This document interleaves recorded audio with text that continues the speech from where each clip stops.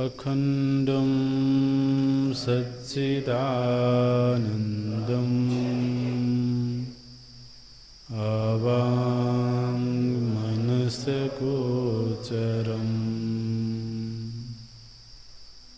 आत्मानम् अखिलाधारम्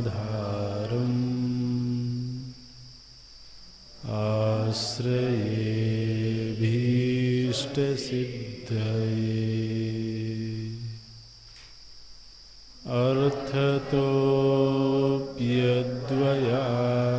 अर्थतोऽप्यद्वयानन्दान्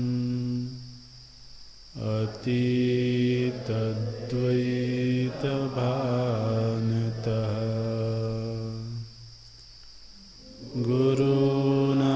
गुरुनाराध्य वेदान्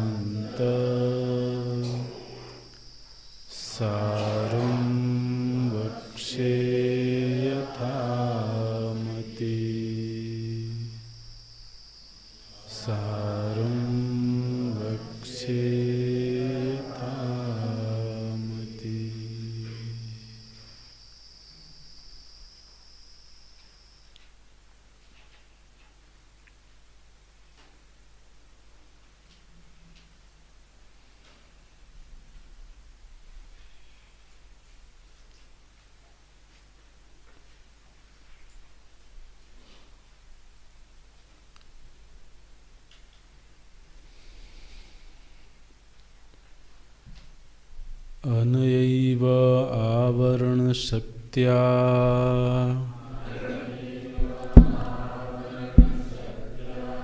अवच्छिन्नस्य आत्मनः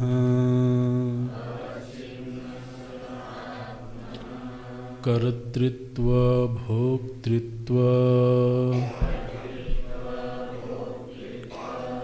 सुख दुख मोहात्मक तुच्छ संसार भावनापि संभाव्यते यथा स्व अज्ञानेन आवृतायां रज्ज्वां सर्पत्वसंभावना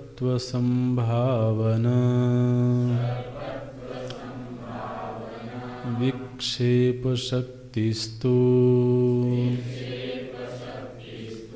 यथा रज्जु अज्ञानम् स्व आवृतरज्जौ स्वशक्त्या सर्पादिकमुद्भावयति एवं अज्ञानम् अपि स्व आवृत आत्मनि विक्षेपशक्त्या आकाशादिप्रपञ्चमुद्भावयति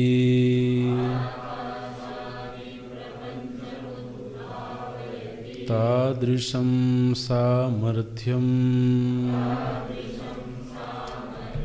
तदुक्तं विक्षेपशक्तिः लिंगादि ब्रह्मांडान्तं जगत्सृजेत इति शक्तिद्वयवत् अज्ञान उपहितं चैतन्यं स्वप्रधानतया निमित्तं स्व उपाधिप्रधानतया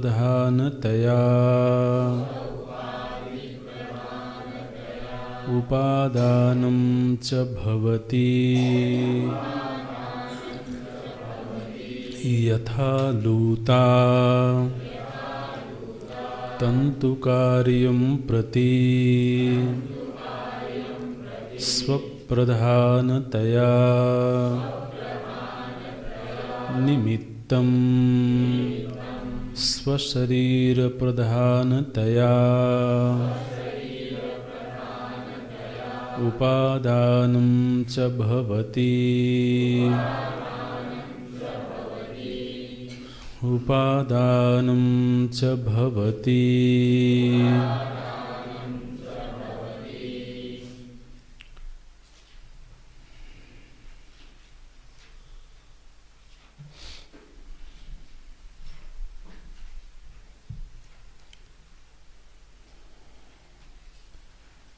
अवलोकयित्री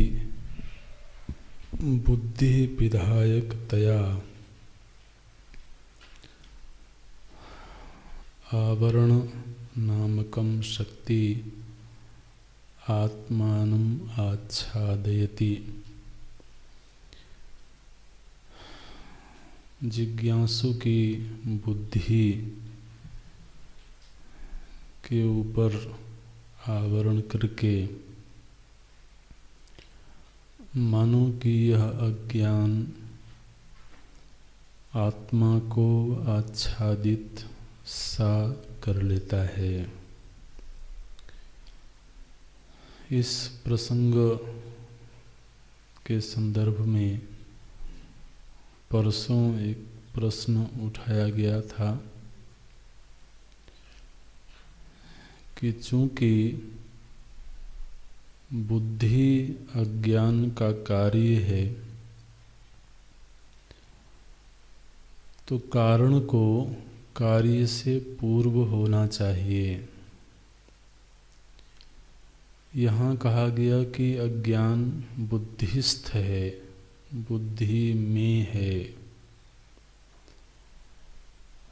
तो जब बुद्धि नहीं थी उस समय अज्ञान कहाँ था? क्योंकि बुद्धि अज्ञान जन्य है, अज्ञान से उत्पन्न हुई है, त्रिगुणात्मक अज्ञान से उत्पन्न हुई है। तो यह एक स्वाभाविक प्रश्न बनता है, बन सकता है। जब कोई प्रश्न होता है तो साधक को वह प्रश्न परेशान करना चाहिए। अगर वह प्रश्न परेशान नहीं करता है, इसका मतलब है जिज्ञासा अभी बहुत शिथिल है। जब हम वेदांतों में यह पढ़ते हैं कि बुद्धि उत्पन्न हुई, इंद्रियां उत्पन्न हुई, पंचभूतात्मक सृष्टि उत्पन्न हुई, तो जैसा कि पूर्व में भी ये बात बताई गई है कि यह सर्वथा नवीन उत्पत्ति नहीं है। ऐसा कभी नहीं था जबकि बुद्धि नहीं थी। बुद्धि अनादि है, वह कभी व्यक्त होती है, कभी अव्यक्त होती है। तो जिस समय बुद्धि अव्यक्त है या बुद्धि के सहित समूचा प्रपंच अव्यक्त है, उस समय भी प्रपंच का अस्तित्व है, किंतु वह पृथक रूप में उपलब्ध नहीं होता है। जब पुनः प्रलय काल समाप्त होता है और सृष्टि प्रकट होती है, तो वह जो प्रकट होने की प्रक्रिया है, उस प्रक्रिया को दर्शाने के लिए वेदांत में उत्पत्ति का क्रम बताया जाता है कि जब भी वह प्रकट होगी तो उस प्रकटीकरण का यह क्रम होगा, यह तरीका होगा और ये उसके उपादान होंगे। तो इसलिए बुद्धि हमेशा से है, बुद्धि अनादि है, और चूंकि बुद्धि अनादि है इसलिए बुद्धिस्थ अज्ञान भी अनादि है। अज्ञान आत्मा में नहीं है, वो तो शुद्ध ज्ञान स्वरूप है। निहितः मोह निशा लवलेशा, निहितः पुनि विज्ञान विहाना। ये वक्तव्य इस बात का संकेत करते हैं कि जो ज्ञान स्वरूप है उसमें अज्ञान की स्थिति कभी नहीं हो सकती है। इसलिए अज्ञान बुद्धिस्थ है, बुद्धि में है, यही सिद्ध होता है। बोलते हैं अनयैव आवरण शक्त्या, इसी आवरण शक्ति, तो बार बार आचार्य शक्ति नाम देते हैं। इसी आवरण शक्ति की वजह से अवच्छिन्नस्य आत्मनः यह जो बुद्धि में अवच्छिन्न आत्मा है, इसी में कर्तृत्व, भोक्तृत्व, सुख दुख, मोहात्मक तुच्छ संसार भावनापि संभाव्यते।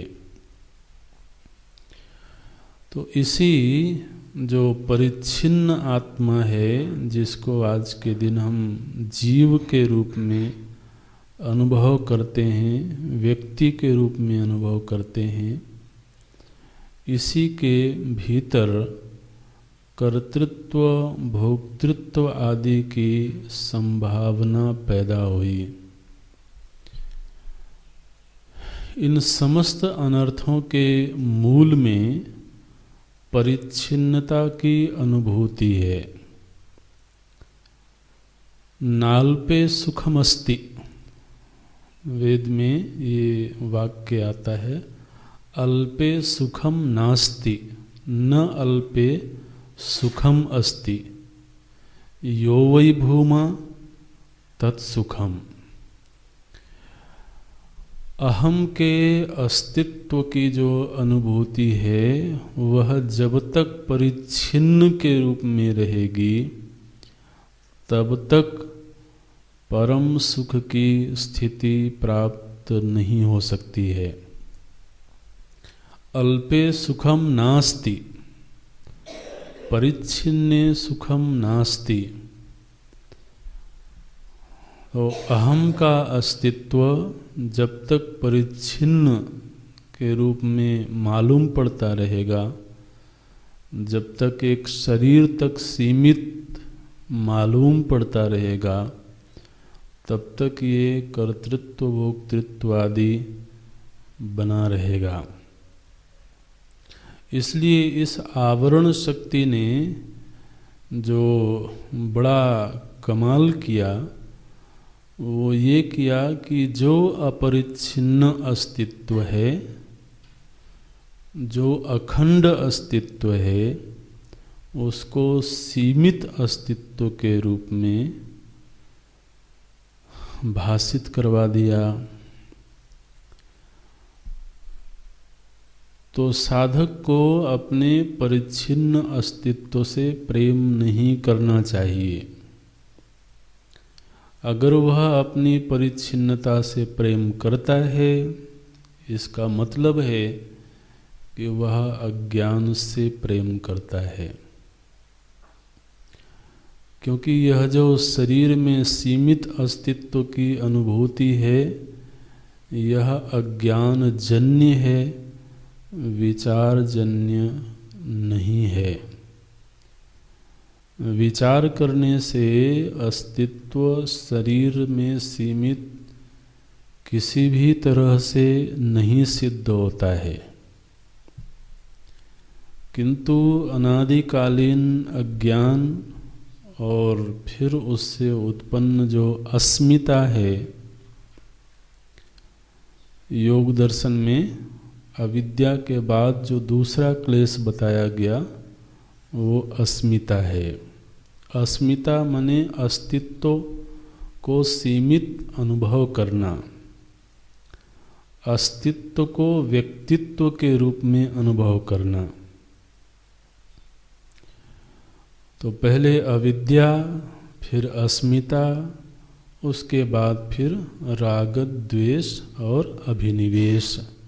पंच क्लेशाः, योग दर्शन में 5 क्लेश बताए गए। उनमें पहला क्लेश तो अविद्या है और फिर अविद्या से उत्पन्न अस्मिता। व्यक्ति को जब तक अपनी अस्मिता से प्रेम रहेगा, ये प्रेम इस बात का संकेतक है कि उसे अज्ञान से कोई दुश्मनी नहीं है। अज्ञान से वह प्रेम करता है, और जब तक अज्ञान से प्रेम करता रहेगा, तब तक उसके निवारण के लिए प्रयत्न नहीं होगा।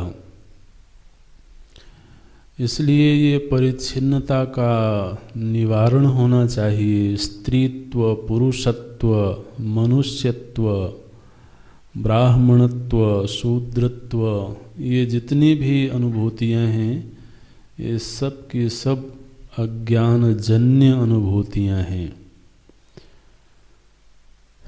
कम से कम इनका अनर्थ रूप तो पहले समझ में आ जाए, तो धीरे धीरे करके इससे वितृष्णा होगी, वैराग्य होगा, और फिर कभी इसके निवारण के लिए व्यक्ति प्रयत्न भी करेगा। और ध्यान रखें, यह प्रयत्न आंतरिक है, ध्यानाभ्यास के रूप में है।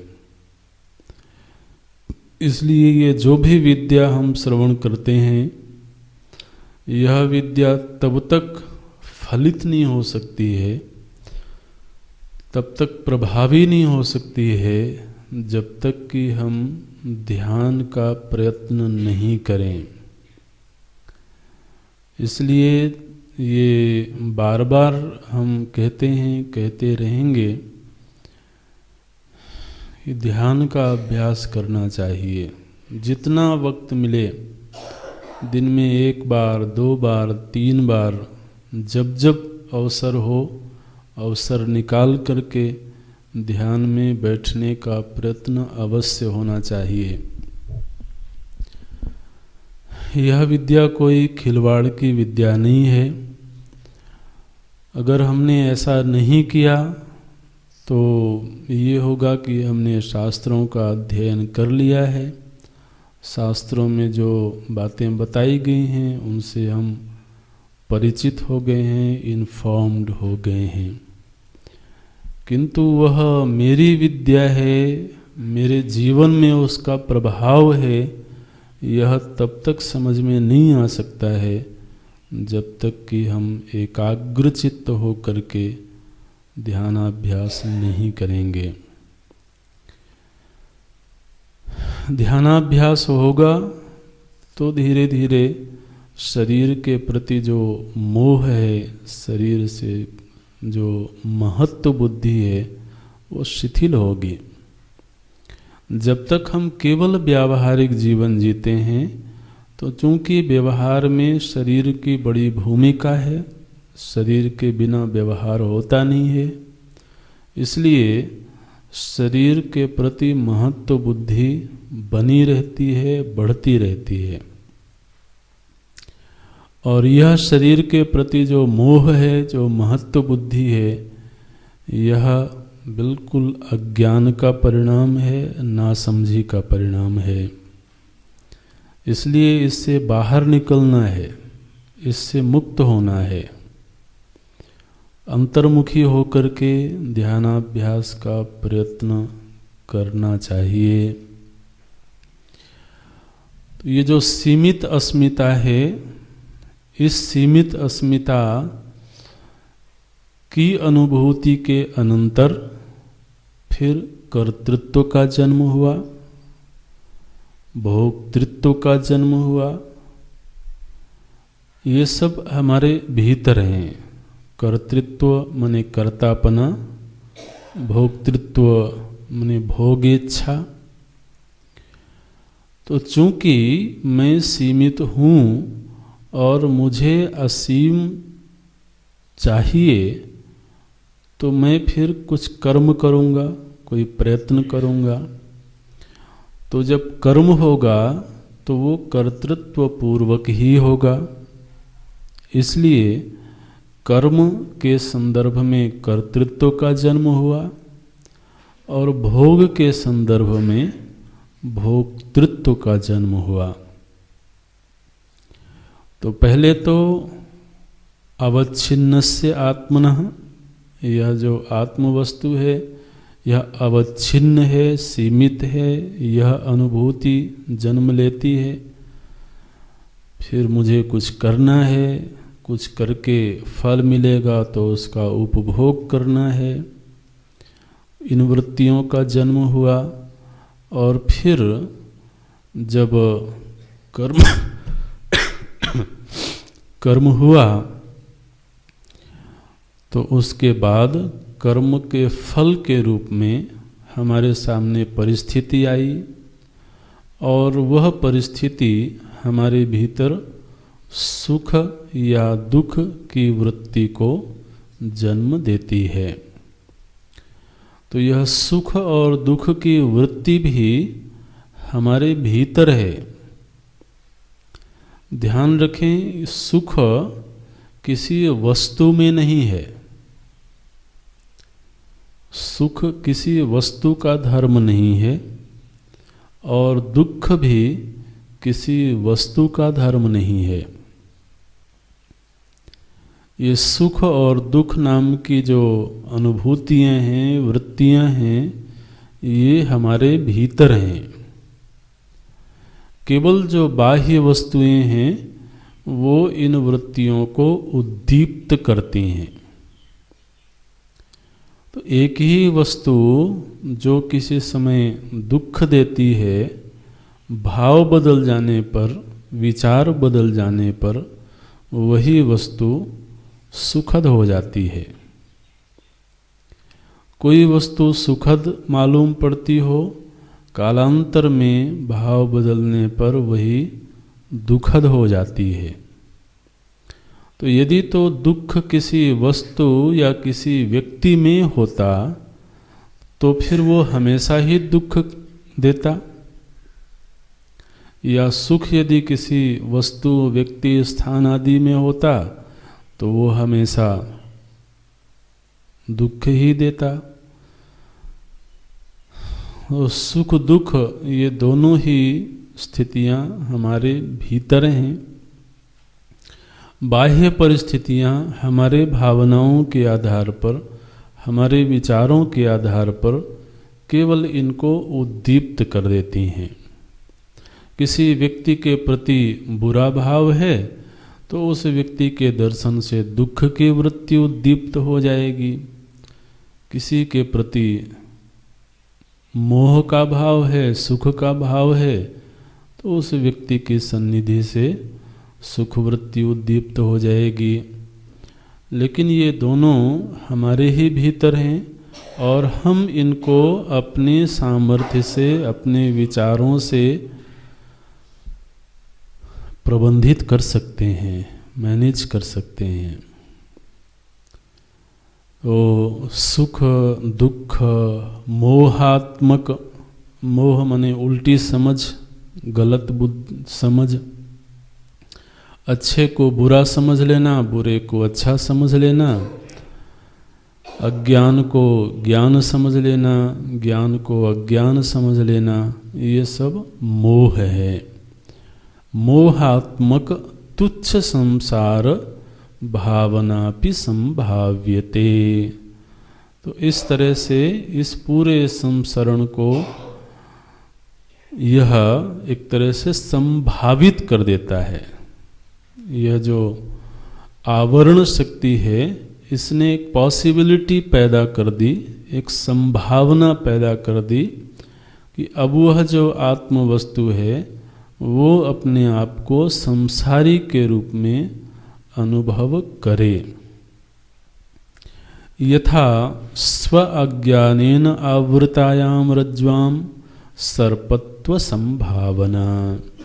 जिस तरह से रज्जु का स्पष्ट ज्ञान नहीं होने से यह स्पष्ट ज्ञान का अभाव ही सर्प की उत्पत्ति को संभव बनाता है। रज्जु का ज्ञान नहीं है ऐसा नहीं कह सकते, रज्जु का ज्ञान है ऐसा भी नहीं कह सकते। रज्जु का ज्ञान होवे तो सर्प की संभावना नहीं है, और रज्जु का ज्ञान नहीं होवे तब भी सर्प की संभावना नहीं है। तो ये जो आवरण शक्ति है ये बड़ी विलक्षण शक्ति है। पूरी तरह से इसने ढक लिया हो ऐसा भी नहीं है, और नहीं ढका है ऐसा भी नहीं है। कुछ अंश को उसने ढक दिया है और कुछ अंश को नहीं ढका है। किस अंश को ढका है? बोले आत्मा की अपरिच्छिन्नता को ढक लिया है, आत्मा की अहमता को नहीं ढका है। ये वाक्य ध्यान देना, आत्मा की अपरिच्छिन्नता को, आत्मा के असंसारी रूप को ढक दिया। इसलिए आत्मा अपरिच्छिन्न है ऐसा अनुभव नहीं होता है, आत्मा असंसारी है ऐसा अनुभव नहीं होता है। किंतु आत्मा में जो अहमता है, मैंपना है, उसको नहीं ढका है। इसलिए मैं हूँ यह अनुभूति तो सबको है। तो चूंकि अपरिच्छिन्नता को ढक दिया तो स्वाभाविक है फिर जो संभावना बनेगी वो परिच्छिन्नता के अनुभूति की ही संभावना बनती है। तो परिच्छिन्नोहम, मैं परिच्छिन्न हूँ, मैं सीमित हूँ, और फिर कर्तृत्व भोक्तृत्व आदि की संभावना भी पैदा हो जाती है। तो संभाव्यते, मानो कि इस आवरण शक्ति ने एक अवसर प्रदान कर दिया कि अब विक्षेप शक्ति उसमें कुछ नवीन दिखा दे। जैसी वस्तु है वैसे नहीं दिखे यह कार्य तो आवरण ने कर दिया। वस्तु जैसी है वैसी न दिखे यह कार्य आवरण ने किया, और जैसी नहीं है वो कुछ अन्यथा दिख जाए यह कार्य फिर विक्षेप शक्ति करती है। तो विक्षेप शक्ति के लिए कुछ करने की संभावना ही नहीं थी अगर आवरण नहीं हुआ होता तो। इसलिए साधक के लिए जो कर्तव्य है वो कर्तव्य विक्षेप शक्ति को हटाने में नहीं है। साधक का कर्तव्य केवल इस आवरण को दूर करने में है, और यह आवरण बुद्धिस्थ है, बुद्धि में है, और बुद्धि अंतरंग है। इसलिए अंतर्मुखी होकर के बुद्धिस्थ अज्ञान का निवारण करना ही हमारा आपका दायित्व है, कर्तव्य है। तो आवरण ने एक संभावना सामने प्रस्तुत कर दिया। अब विक्षेप शक्ति क्या करती है? तो बोलते हैं विक्षेप शक्तिस्तु, यह जो विक्षेप शक्ति है यह जिस तरह से रज्जु अज्ञानम स्व आवृत रज्जु स्वशक्त्या सर्पादिकम उद्भावयति, सर्पादिकम उद्भावयति, ऐसे विच्छेद करके समझेंगे तो सर्पादिकम उद्भावयति, सर्प आदि की उद्भावना करती है। तो यहाँ केवल सर्प नहीं कहा है, हो सकता है कोई पड़ी हुई रस्सी को देखे तो उसको लगे कि यहाँ पर कोई जल की धारा बहाई गई है ना, जलधारा के रूप में भी कोई देख सकता है, या यहाँ कोई भू छिद्र है इस रूप में भी देख सकता है, कोई सर्प के रूप में। तो इसलिए सर्पादिकम, सर्प आदिकम, तो जिसकी जैसी भावना है उसके अनुसार वो वहाँ पर दर्शन कर सकता है। सर्पादिकम उद्भावयति, सर्प आदि को उत्पन्न करती है। कौन उत्पन्न करता है? बोले रज्जु अज्ञानम, रज्जु का जो अज्ञान है वह अज्ञान ही महाराज रज्जु के ऊपर कुछ नवीन वस्तु को सृजित कर देता है। ऐसा अद्भुत काम किया। स्व आवृत रज्जौ, रज्जु के अज्ञान ने, ये वाक्य हो सकता है थोड़े से टेढ़े हों लेकिन समझने में कोई कठिनाई नहीं है। रज्जु के अज्ञान ने अपने द्वारा छिपाई गई रज्जु के ऊपर स्व आवृत रज्जौ, अपने द्वारा छिपा दी गई जो रज्जु है उसी रज्जु के ऊपर स्वशक्त्या, ये अज्ञान बहुत शक्तिमान है भैया, स्वशक्त्या अपनी ही शक्ति से सर्पादिकम उद्भावयति, सर्प आदि को उत्पन्न कर देती है। तो पहले तो इसने रज्जु को छिपाया और फिर उसी रज्जु के ऊपर सर्प आदि को पैदा कर दिया। यह कार्य तो संपन्न हो गया। अब देखने वाले को वहाँ रज्जु दिखते हुए भी नहीं दिखती है और सर्प नहीं हो करके भी दिखता है।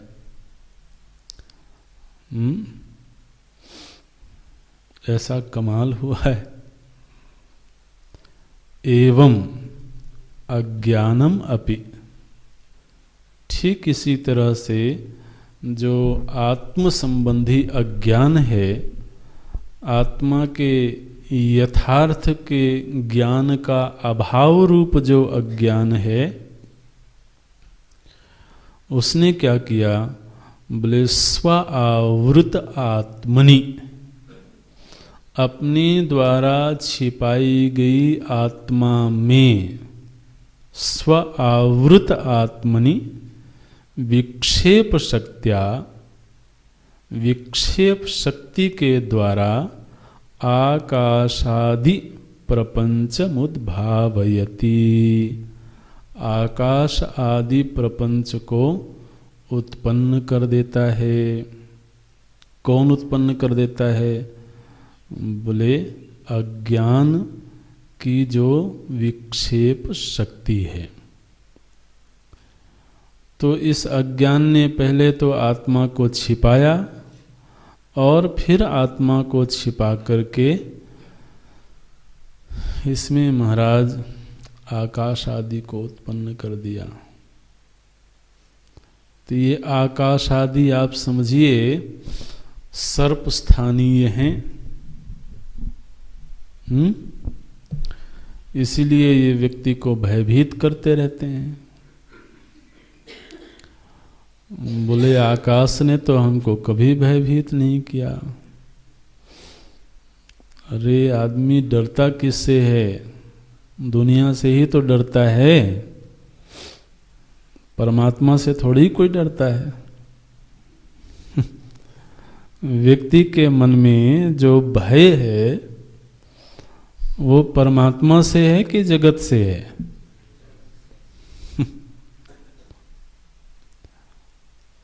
जगत से ही भय है। जगत भयभीत करता है। किस तरह से भयभीत करता है? बोले वो भयभीत करता है कि कहीं मुझे नष्ट ना कर दे, कहीं मेरे अस्तित्व को मिटा ना दे। बताइए, ऐसी अद्भुत बात हो रखी है। जो अस्तित्व अखंड है, जो अस्तित्व कभी मिट नहीं सकता है, वो भयभीत हो रहा है कि जो काल्पनिक सर्प है,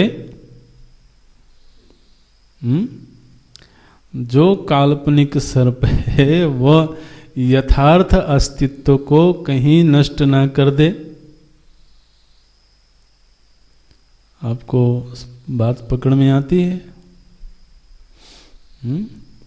आकाशादि जितना प्रपंच है वो सर्प स्थानीय एक काल्पनिक दृश्य है, और वो काल्पनिक दृश्य इस तरह से भयभीत किया कि जो अखंड अस्तित्व है वो उस काल्पनिक अस्तित्व से भयभीत रहता है। क्यों ऐसा होता है? क्योंकि वह अपने अखंड अस्तित्व को नहीं जानता है। यह नहीं जानने का कार्य आवरण शक्ति ने किया है। बोलते हैं तादृशम सामर्थ्यम, इतनी बड़ी सामर्थ्य है इस विक्षेप शक्ति की। तो आकाशादिकम, आकाश से आरंभ करके, आकाश से आरंभ हो करके जितना भी प्रपंच है, प्रपंच का अर्थ विस्तार होता है। तो जितना भी दृश्य का विस्तार है वह सारा का सारा विस्तार इस विक्षेप शक्ति के द्वारा किया गया है। विक्षेप शक्ति को इस विस्तार की संभावना तब प्राप्त हुई जबकि आवरण शक्ति ने आत्मा के यथार्थ को छिपा दिया। यदि ऐसा नहीं हुआ होता, यदि आवरण शक्ति ने आत्मा के यथार्थ को नहीं छिपाया होता तो जगत के उत्पत्ति की संभावना नहीं बनती। तो अब देखिए, इस दृष्टांत और दार्ष्टान्त के मध्य इतनी सूक्ष्म बातें हैं। क्या वास्तव में विक्षेप शक्ति ने सर्प को उत्पन्न किया? जिस छिपी हुई रज्जु में हम सर्प देखते हैं, क्या सच में वहां सर्प उत्पन्न हुआ है?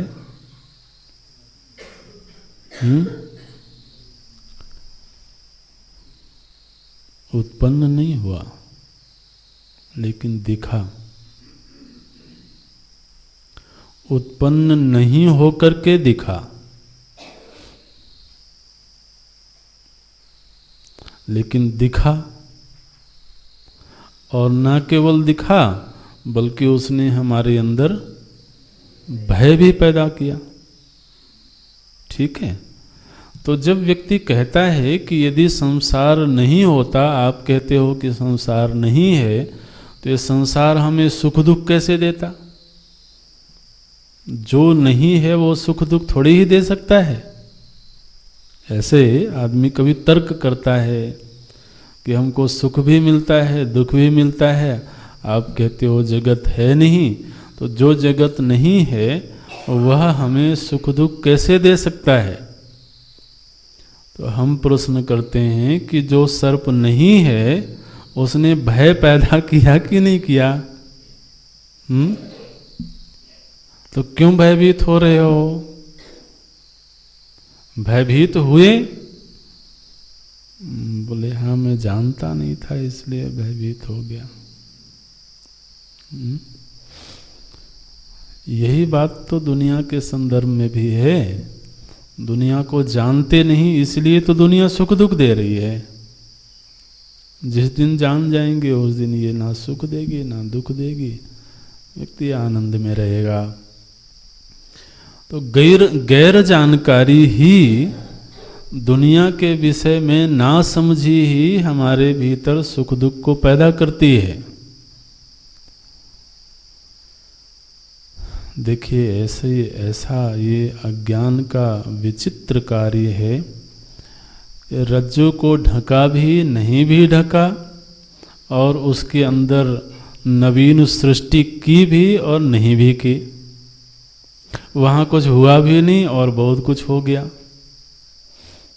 देखने वाले को भयभीत भी कर दिया।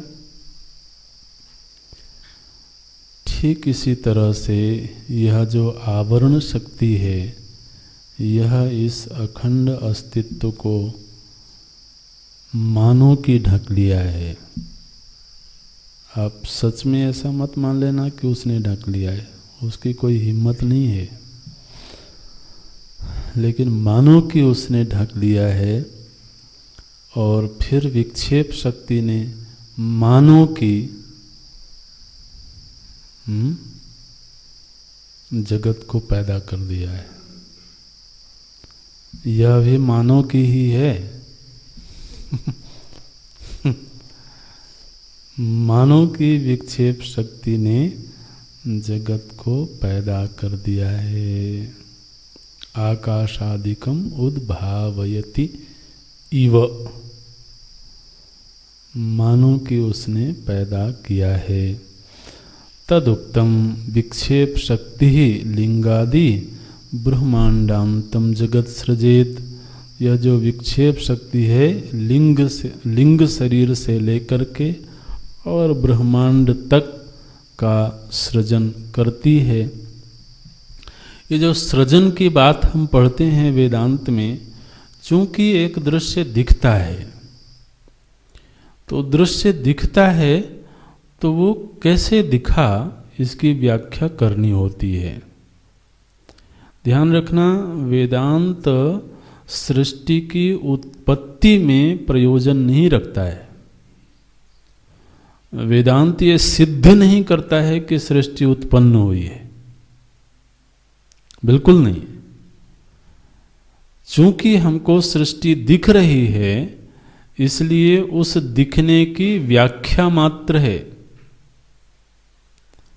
जिस तरह से व्यक्ति को नीलिमा दिखती है, तो फिर वैज्ञानिक उसकी व्याख्या करेंगे कि नीलिमा कैसे पैदा हुई। और मानो कि किसी को ना दिखे तो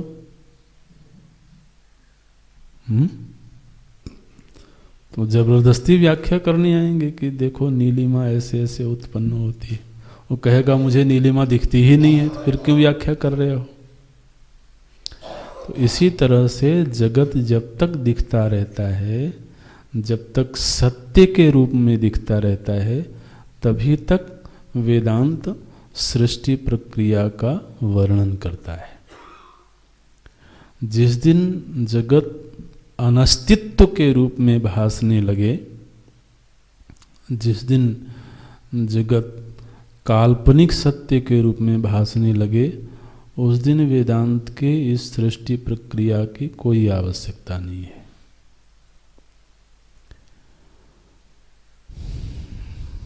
लेकिन अभी तो बिल्कुल हमारे सामने तैनात है, सत्य के रूप में, यथार्थ के रूप में। तो अब जबकि जगत यथार्थ के रूप में मालूम पड़ता है, तो फिर इसके उत्पत्ति का वर्णन वेदांत करता है।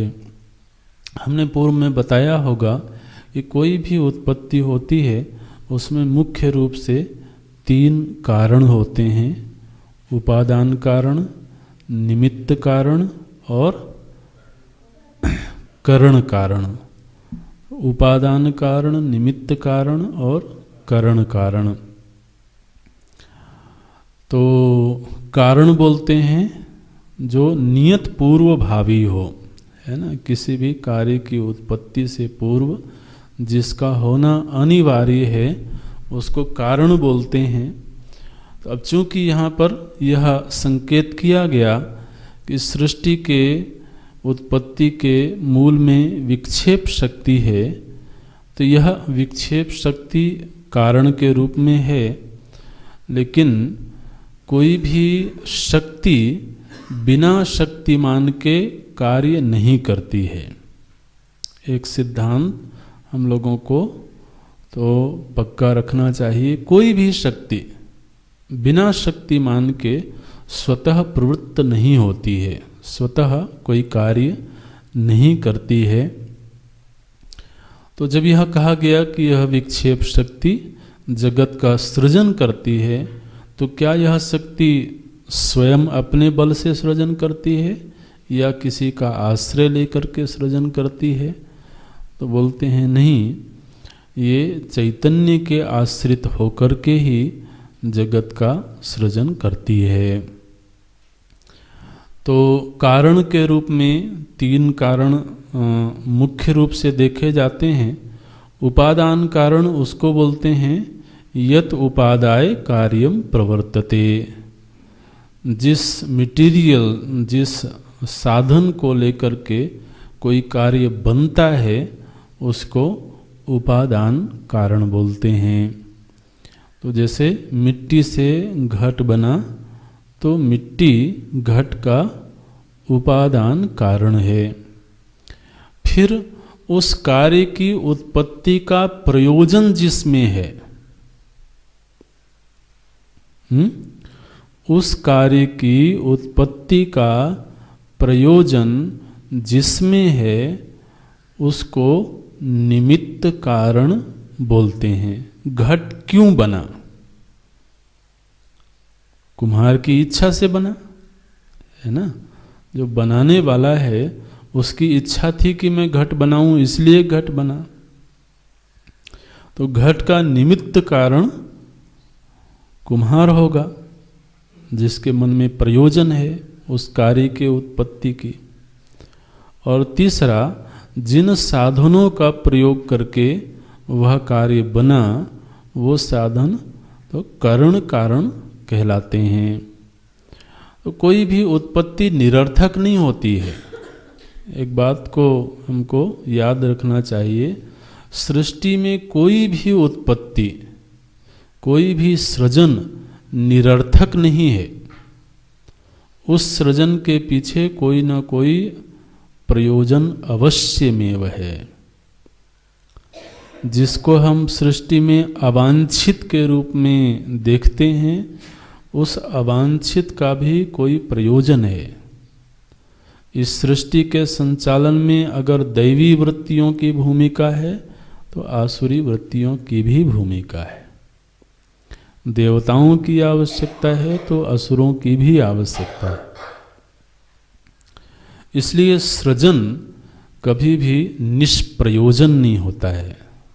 सृजन के पीछे कोई प्रयोजन होता है, और वह प्रयोजन किसी सचेत के हृदय में होता है। प्रयोजन किसी जड़ वस्तु में थोड़ी होता है। तो जड़ वस्तु की भी उपयोगिता किसी चेतन के लिए ही है, किसी सजीव के लिए ही है। तो जो भी निमित्त होगा उसका सचेत होना जरूरी है ना। और जिन साधनों का प्रयोग करके वो सृजन होता है वो उसमें करण के रूप में होते हैं। करण का अर्थ होता है साधन, इंस्ट्रूमेंट्स। तो अब यहाँ पर बताते हैं कि इस विक्षेप शक्ति ने जगत का सृजन तो किया, लेकिन इस जगत के सृजन में भी कोई उपादान कारण होगा, कोई निमित्त कारण होगा। तो बोलते हैं शक्तिद्वयवत् अज्ञान उपहितम चैतन्यम स्वप्रधानतया निमित्तम स्व उपाधि प्रधानतया च उपादानम भवति। जो चैतन्य तत्व है, वह चैतन्य तत्व जब इस अज्ञान से उपहित हुआ, कौन से अज्ञान से? शक्ति द्वयवत, दोनों शक्ति, केवल विक्षेप नहीं। अज्ञान तो हमेशा ही शक्ति द्वयात्मक ही है ना। ऐसा थोड़ी कि दोनों शक्तियां अलग अलग जगह पर बैठी हुई हैं। एक ही अज्ञान दो शक्तियों के रूप में अभिव्यक्त होता है। तो अज्ञान जब भी होगा वो दोनों शक्तियों से युक्त होगा।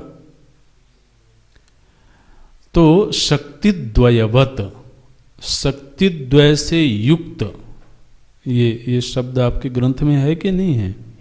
शक्तिद्वयवत माने दो शक्तियों से युक्त अज्ञान और अज्ञान उपहित चैतन्यम।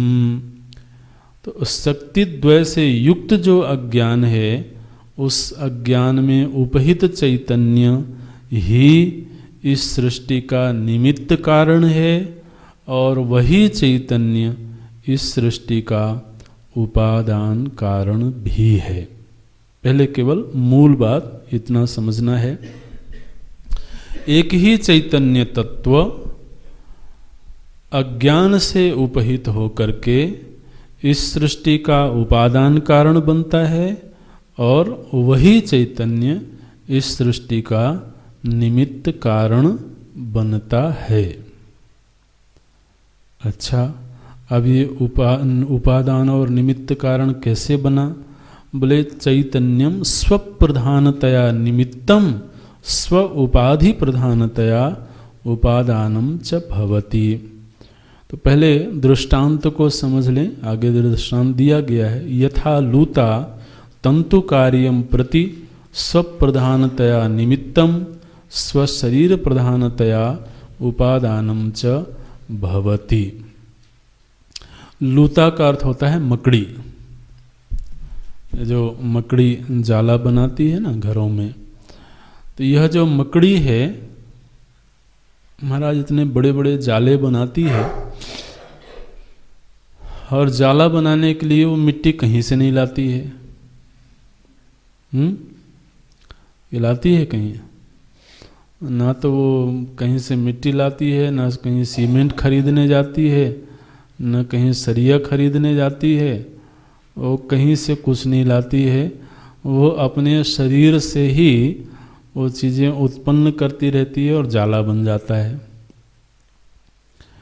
तो मकड़ी ने जो जाला बनाया, अब ये दृष्टांत पहली बार आया है, तो मकड़ी ने जो जाला बनाया, उस जाला को बनाने के लिए उसने सामग्री कहाँ से लाई?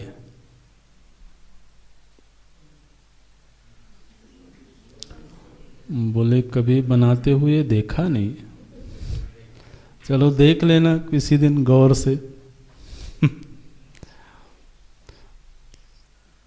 तो वह सामान कहीं से नहीं लाती है और इतना बड़ा जाला बना लेती है।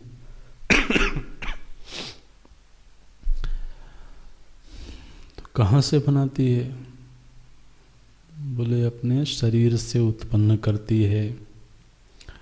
तो वह जो जाला बना है, उस जाला में उपादान कारण कौन है?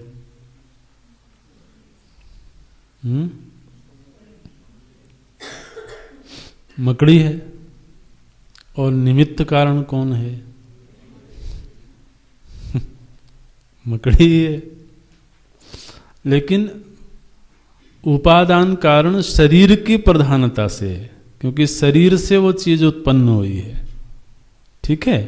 और निमित्त उसके मन में है ना। जब तक उसमें चैतन्यता है, उसमें जागृति है, तो उस जागृत मकड़ी में ही प्रयोजन है, निमित्त है। तो वह मकड़ी अपने शरीर की प्रधानता से जाले का उपादान कारण बनती है। मकड़ी शरीर की प्रधानता से जाले का उपादान कारण बनती है और चैतन्यता की प्रधानता से जाले का निमित्त कारण बनती है। ये दृष्टांत समझ में आ रहा है? ठीक इसी तरह से चैतन्य का शरीर क्या है? बोले उसकी उपाधि ही उसका शरीर है ना। तो जैसे मकड़ी का शरीर है, दिखता है हमको, इसी तरह से चैतन्य का शरीर क्या है?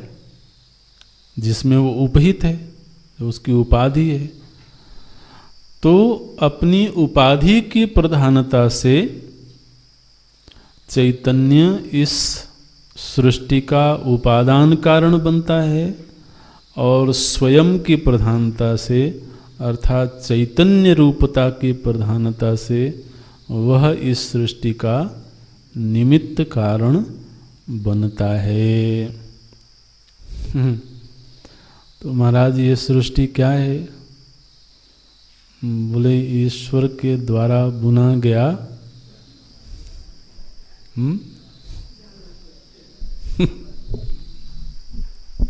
जाल है, और वो ऐसा जाल है महाराज, कीड़े मकोड़े फंस जाते हैं उसमें। नहीं नहीं, हम आपको कीड़ा मकोड़ा नहीं कह रहे हैं।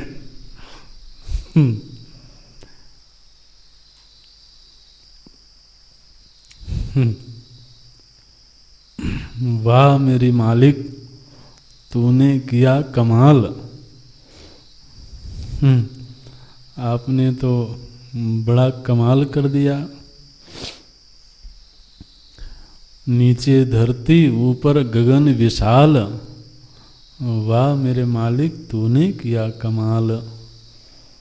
आपने ऐसा कमाल कर दिया, कुछ हुआ भी नहीं और इतना बड़ा जगत खड़ा हो गया।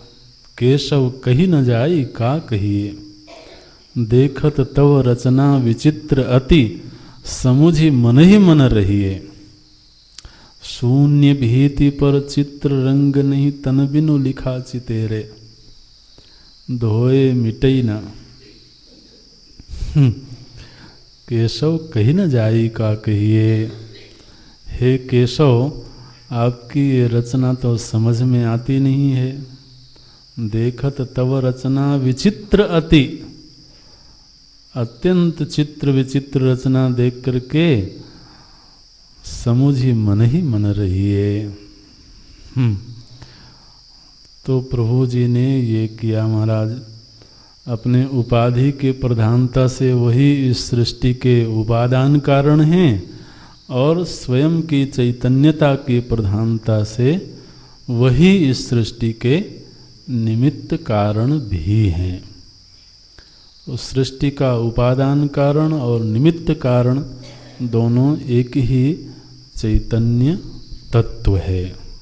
ये यहाँ पर कहा गया, शक्तिद्वयवत अज्ञान उपहितम चैतन्यम स्वप्रधानतया निमित्तम। यहाँ पर आप कॉमा लगा सकते हैं केवल समझने के लिए। स्वप्रधानतया निमित्तम स्व उपाधि प्रधानतया उपादानम च भवति। तो चैतन्य की प्रधानता से वही इसका निमित्त कारण है, और उपाधि की प्रधानता से वही इसका उपादान कारण है। यथा लूता तंतु कार्यम प्रति, तंतु कार्यम माने जाला, जैसे लूता माने मकड़ी है, वह जो जाला बना है उसमें स्वप्रधानतया निमित्तम स्वशरीर प्रधानतया उपादानम च भवति। यह दृष्टांत तो उपनिषदों का है। यथोर्णनाभिसृजते गृह्णते च, ये दृष्टांत आता है वहाँ पर। तो इस तरह से इस जगत के उपादान और निमित्त कारण के रूप में एक ही चैतन्य तत्व है। ओम ओम पूर्णमदः